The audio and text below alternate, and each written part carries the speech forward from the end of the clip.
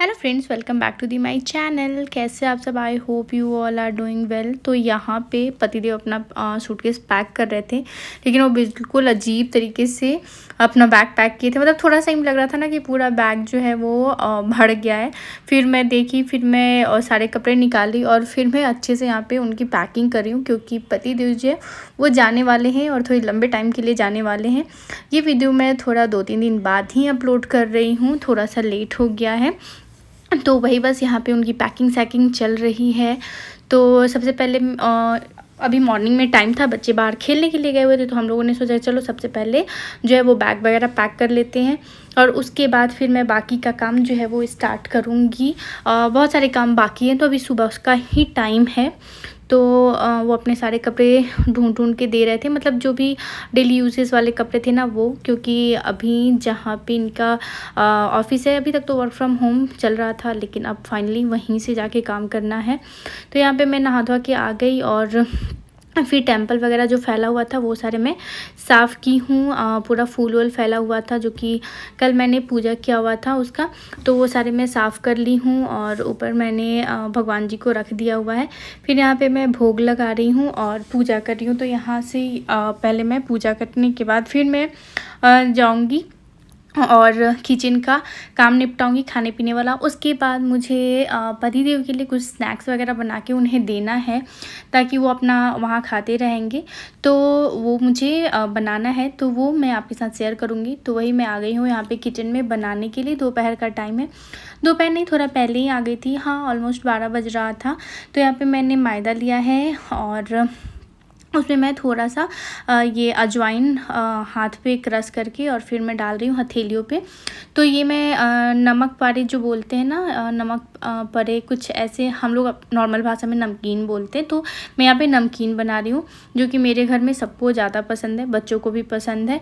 तो वही मैं पहले बना रही हूँ। तो उसके लिए मैंने मैदा लिया, उसमें मैं नमक डाली, अजवाइन और मोइन डाली, खूब सारा ऑयल, मतलब भर के ऑलमोस्ट 2 चम्मच हो गया, उससे ज़्यादा ही, क्योंकि उसमें जितना हम अच्छा मोइन डालते हैं उतना वो अच्छा बनता है। तो यहाँ पे देखिए ये अच्छे से आटा जो है ना वो बंधने लगा था। फिर मैं इसमें हल्का हल्का पानी डाल के एक सख्त आटा गूँथ लेंगे और उसके बाद फिर हम लोग बनाना स्टार्ट करेंगे नमकीन। तो छोटे छोटे पीसेस में कट करके हम लोग बनाते हैं। तो इस तरीके से हमें मुलायम आटा नहीं गूँधना है, हमें सख्त आटा गूँधना है, जैसे कि हम लोग समोसे के लिए आटा लगाते हैं। तो यहाँ पे आटा जो है वो हमारा तैयार हो गया है। तो अभी मैं हाथ धोऊंगी और उसके बाद बड़े बड़े लोई बना के हम इसे बेलना स्टार्ट करेंगे। तो इसे मैं थोड़ा बड़ा बड़ा लोई लूँगी, क्योंकि मैं इसे स्लैब पे ही बेलूँगी और फिर इसे छोटे छोटे पीसेस में क्यूब में या फिर हम लोग डायगोनल शेप में इसे कट कर सकते हैं, जैसे बर्फ़ी जैसा होता है ना उस शेप में। तो ये मैं यहाँ पे मैदा लगा के और एक बड़ा सा रोटी मोटा बेल के तैयार कर लूँगी और फिर इसे चाकू की मदद से हम लोग कट करेंगे। तो इस तरीके से थोड़ा दम लगा के हमें बेलना पड़ता है, क्योंकि ये मैदा है ना तो थोड़ा बार बार सिकुड़ने लगता है। तो इस तरीके से मैंने बेल लिया हुआ है। अब मैं इसे नाइफ़ की हेल्प से कट करूँगी और फिर इसे बर्फ़ी के शेप में छोटे छोटे पीसेस में कट करूँगी। जब मैं किचन में काम करते रहती हूँ ना, बच्चे बीच बीच में आते रहते हैं और मुझसे पूछते रहते हैं मम्मा आप क्या कर रही हैं, क्या बना रही हैं, क्योंकि बच्चों को सबसे ज़्यादा एक्साइटमेंट होता है अगर ये सारी चीज़ें बनाओ। तो उन लोगों को ये नहीं रहता है कि हाँ किसी को ले जाना है या नहीं ले जाना है, उनके दिमाग में एक ही चीज़ चलता है कि हाँ मम्मा ये बना रही है और हमें खाना है। तो बस वही वो लोग बार बार आके पूछ रहे थे। तो इस तरीके से मैंने बेल के छोटे छोटे पीसेस में कट कर ली हूँ। अब इसे एक प्लेट में मैं निकाल ले रही हूँ और उसके बाद इसे हम लोग फ्राई करेंगे, यानी तलेंगे, डीप फ्राई करना है हम लोगों को। तो ये ना छोटे छोटे पीसेस से उठाने में थोड़ा सा टाइम लगता है इस तरीके से।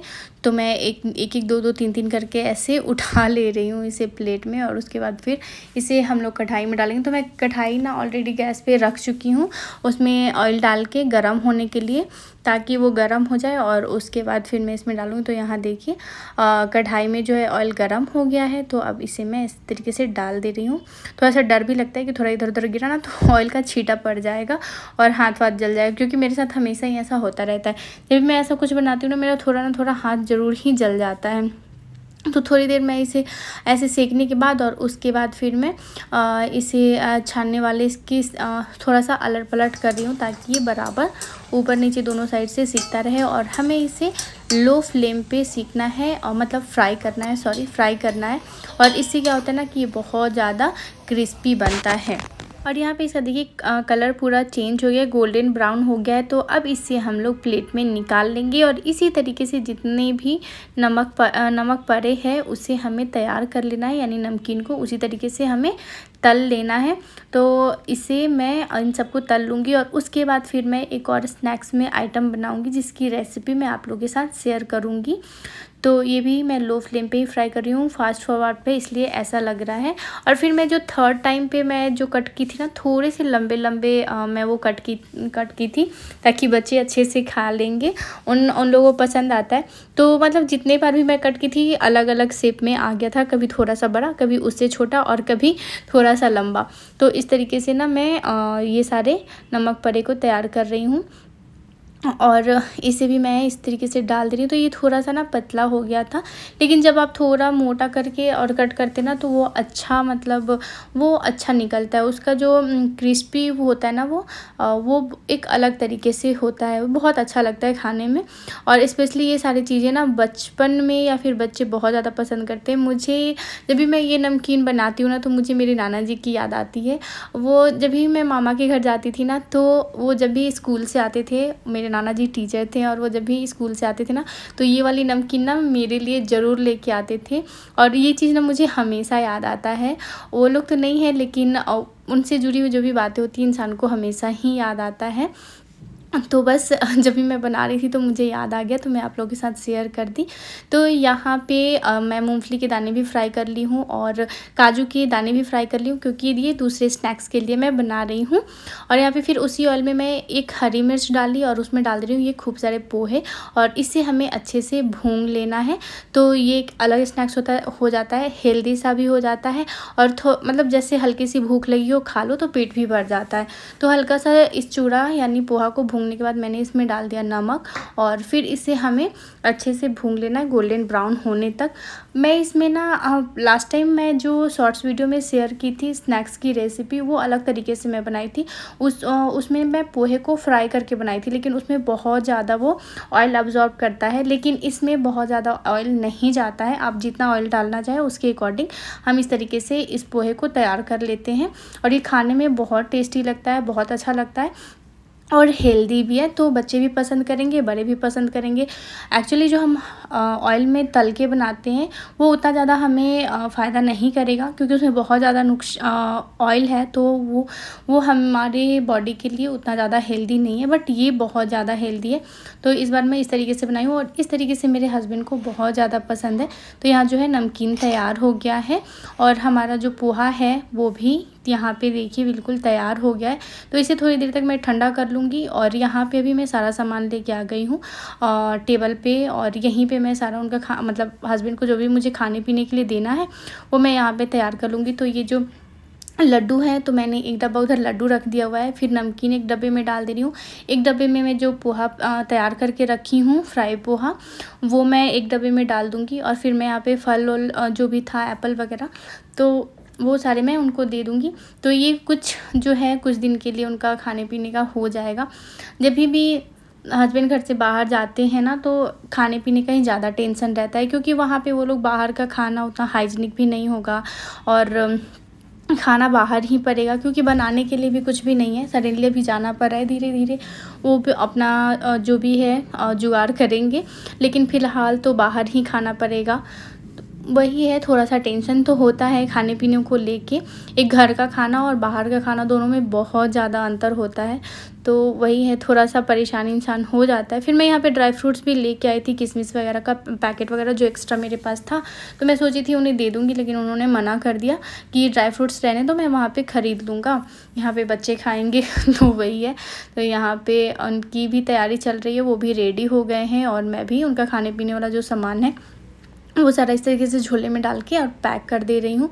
और फिर मुझे बनाना है हस्बैंड के लिए खाना, तो ये सारे मैं पैक करके अब जाऊँगी और उनके लिए फटाफट से खाना बनाऊँगी जो कि वो खा के जाएंगे। और जब तक मैं खाना बना रही थी और किचन का काम कर रही थी, मैं आके देखी यहाँ पे सारे मिलके मतलब तीनों जन मिलके रोए जा रहे थे। मतलब बच्चे तो रो ही रहे थे और इन्हें रोते हुए देख के मतलब इनके पापा की भी आँखें नम हो गई थी, वो भी रोने लगे थे। बट मैंने वो क्लिप नहीं डाला है। और शाम का टाइम हो गया है। खाना तो पतिदेव को कब का मैं दी थी, लेकिन फिर वो नहीं खाए।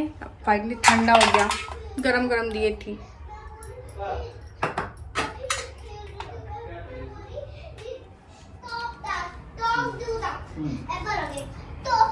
कौन बोला? पीयूष भी ऐसे थे, मैं बोली। पापा के साथ दोनों रो रहे थे। दोनों पापा भी इमोशनल हो गए थे क्योंकि पापा भी जा रहे हैं बच्चों को छोड़ के। क्या? और यहाँ देखिए रो रो के ये अपने आँखों का क्या हाल कर लिए। शिवांगी बहुत ज़्यादा रोई थी, श्रेयांश तो रोया था लेकिन ये बहुत ज़्यादा रोई थी अपने पापा के लिए। और पापा का भी मतलब उनकी भी आँखों में मैं देखी लाल लाल और आँखों में आंसू मुझे दिख रहे थे। फ़िलहाल तो चलिए अभी इन्हें मैं खाना दी हूँ, खाना खाने के लिए ये खाएंगे और उसके बाद फिर निकलेंगे क्योंकि शाम हो गई है और इनके ट्रेन का भी टाइम हो रहा है। तो वही यहाँ पे बच्चे बैठे हुए हैं, यहाँ पे हस्बैंड अपना मतलब सब कुछ देख रहे थे क्या छूट रहा है क्या नहीं। तो यहाँ पे मैंने दे दिया इनको खाना और ये अभी खाना खाएंगे और फिर थोड़ी देर में निकलेंगे। और उसके बाद क्या मतलब थोड़ा सा लगता है यार अकेले सब मैनेज करना थोड़ा सा डिफ़िकल्ट लगता है। खैर यहाँ पे देखिए इनकी पूरी पैकिंग हो चुकी है पतिदेव की। और यहाँ बच्चे बैठे हुए हैं, दोनों उदास बैठे हुए हैं। और उदास तो मैं भी थी, लेकिन अभी मैं जब वॉइसिंग कर रही हूँ तभी मेरे आवाज़ से ऐसा मतलब आप लोगों को नहीं लगेगा कि मैं उदास हूँ, लेकिन ये मैं बहुत बाद वॉइसिंग कर रही हूँ मतलब 2-3 दिन बाद। तो चलिए यहाँ पे बच्चे अपने पापा के साथ कुछ ना कुछ शेयर कर रहे हैं और अभी हम लोग जाएंगे इन्हें नीचे छोड़ने के लिए।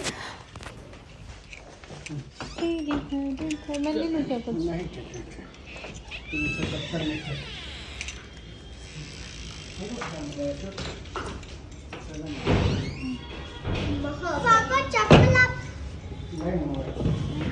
स्लोली